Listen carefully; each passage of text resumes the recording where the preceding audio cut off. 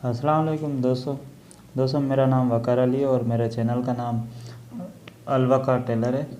और ये अभी हम इजी शर्ट कटिंग आपको सिखा रहे हैं। तो पहले हम मेजरमेंट आपको बताएंगे कि जैसे इसकी लेंथ है 40 और इसके शोल्डर 13 है और सीना इसका 19.5 है और कमर 17 है और हिप इसके 20.5 है, दामन 23 और चाक नीचे से 20.5, आस्तीन 16 और मोरी 5.5। अभी हम शुरू कर रहे हैं ये शर्ट कटिंग। ठीक है।